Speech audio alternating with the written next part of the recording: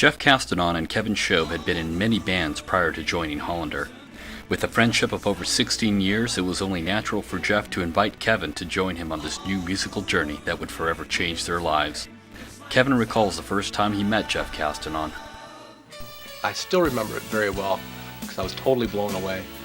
I was staying at some friends who lived down the street from a guy named David Hatmaker.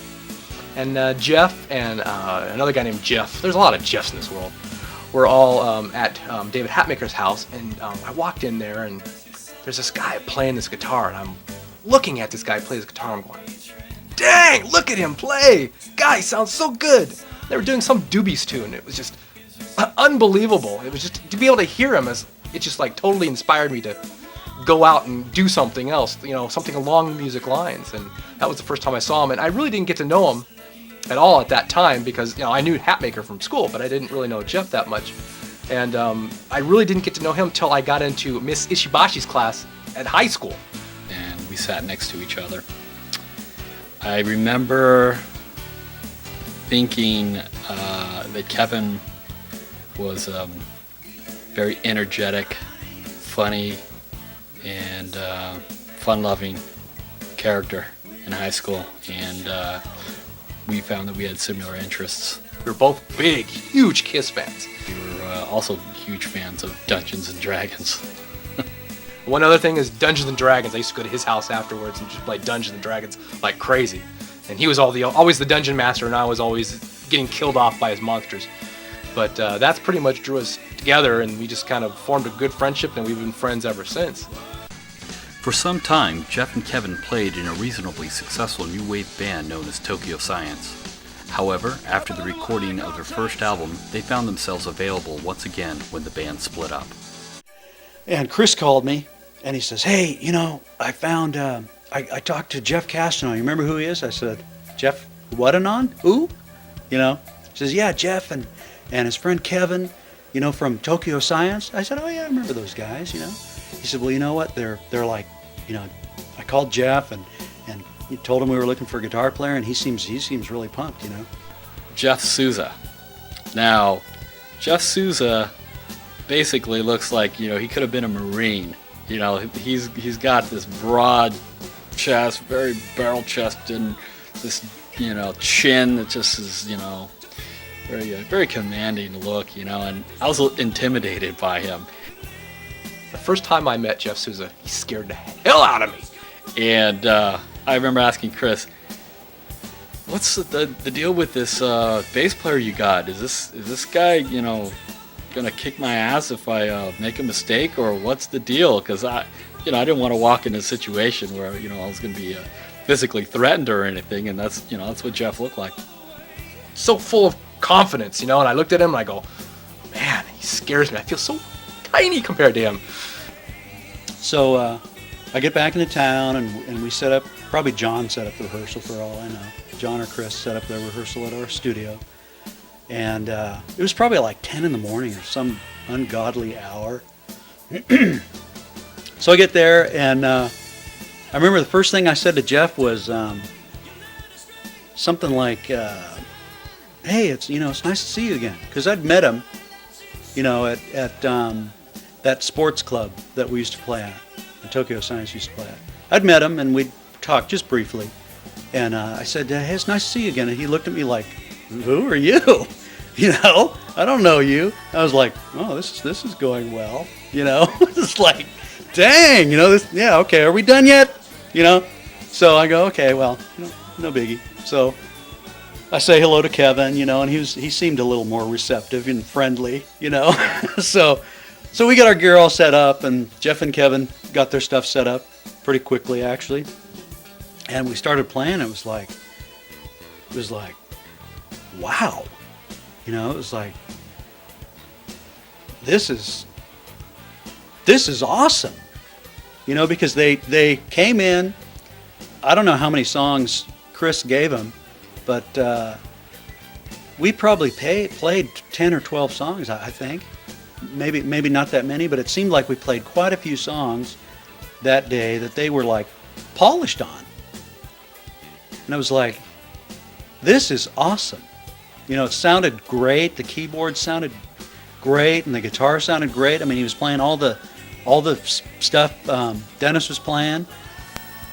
So Kevin and I ended up learning 2 or 3 songs. I think we learned "This Is Your Life," "Find Out Who Your Friends Are," and "Hold Out Your Heart." I think from their tapes. And I remember when I started to learn the material, I pretty much breezed through "Hold Out Your Heart" and "Find Out Who Your Friends Are."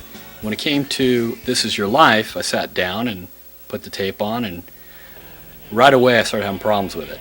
And the more I worked on it, the more I thought Dennis was the most incredible guitar player, because the chords that he played required me to use my left and right hand to hold down notes. So what I had to do was I played the chord with my left hand, and then with my right hand I'd have to hold down 1 or 2 notes and strum with the remaining fingers on my right hand, and I had to do that with a few different chords.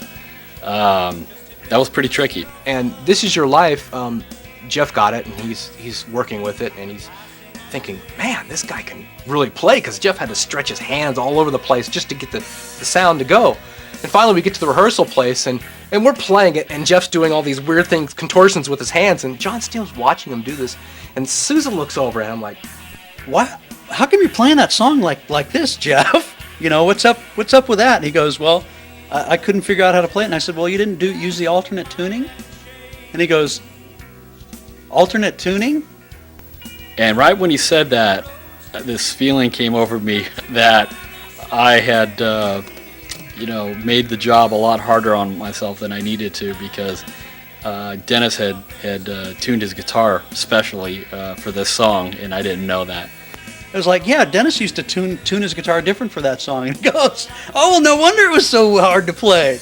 But we must have practiced for 8 or 10 hours that day. And it was just incredible. And it never seemed to be anything less than that. When we got together, it was just like magic. It was awesome. Hollander immediately put themselves on a rigorous rehearsal schedule in preparation for their first live performance as a quartet. Although they took their music seriously, they made sure not to take themselves too seriously, as demonstrated in this rare behind-the-scenes rehearsal footage.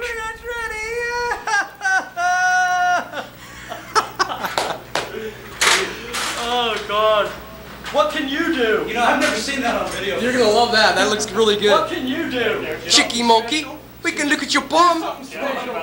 Something special, you bum looker. You do anything weird with your You want to body? see my drawings? Like right here. You know, I'm not going to be in the video. Here, let me hold the damn thing. Here, I'll do the fucking... It's going. All you have to do is point it and talk. Okay, there's Look Jeff at my Heston bum. on... Now you can be a bum looker. I'm gonna Look be the at my bum looker. unit. Look at the unit on that fella. I hate to say that if people buy this video, Unbelievable. I hate to say it, but if people buy this video, they're probably going to fast forward the first 45 minutes. Whoa! Just to get to this part. Extreme close-up. With less than 2 months of rehearsal time, the new Hollander appeared at an invitation-only in-studio showcase. The audience did well to let the band know that they were on the right track. This first show was an indication of great things to come.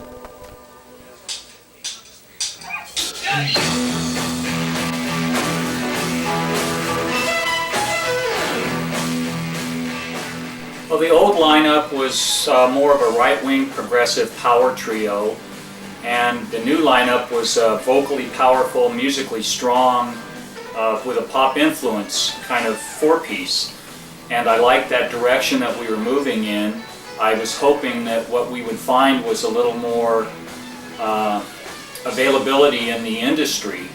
We had had problems in the past trying to get anyone interested in the band, and I was hoping with the strong vocals that we were now showcasing that we would in fact be able to get into doors we couldn't get into before, and we did.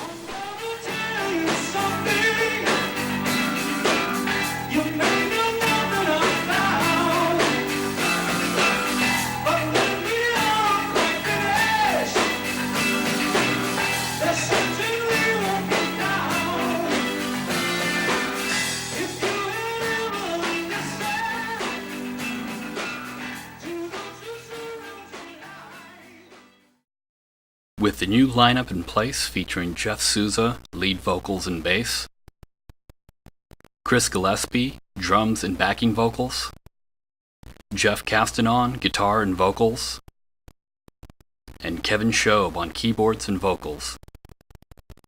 The band was ready to go into the studio to record their first demo. When we come back, the band goes into the studio to record their first release, Going Up.